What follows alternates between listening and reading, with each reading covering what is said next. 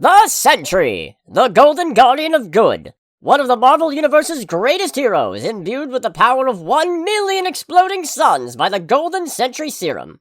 Peer of Mr. Fantastic, ally to the X-Men, and friend to superhero outcasts Spider-Man and the Hulk. All in all, he's a very big deal. So why had most people never heard of him before the Thunderbolts movie? Well, that's because Sentry, otherwise known as Robert Reynolds, had to erase himself from everyone's memories to protect them, of course. Like any true hero, he nobly and selflessly worked with Mr. Fantastic and Doctor Strange to make everyone forget about him, as it was the only way to keep them safe from the arrival of the Sentry's arch-nemesis, the Void. Except it's a little more complicated than that. The Void isn't just Sentry's arch-enemy, it's the Sentry himself, another personality created from his darkest impulses. Maybe. The Void might also be a completely unrelated entity that bonded with Robert when he first gained the Sentry's powers, but most stories treat the Void as a monster of Sentry's own making.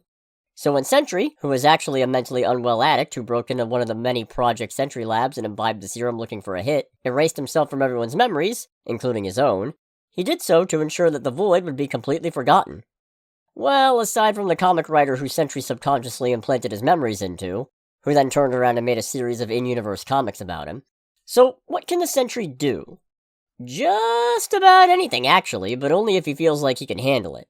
This is where the self-doubt, agoraphobia, addictive habits, and other such issues come into play. He can rearrange molecules on a whim, travel faster than light, manipulate energy, and exert enough super strength to rival the Hulk.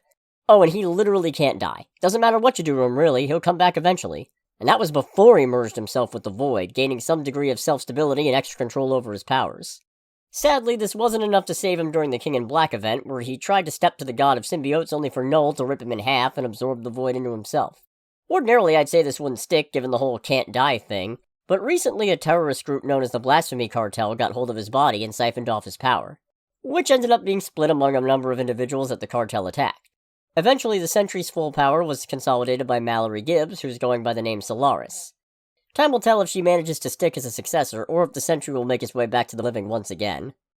Next week, I don't know, maybe something Superman-related. Or Fantastic Four. A lot of options.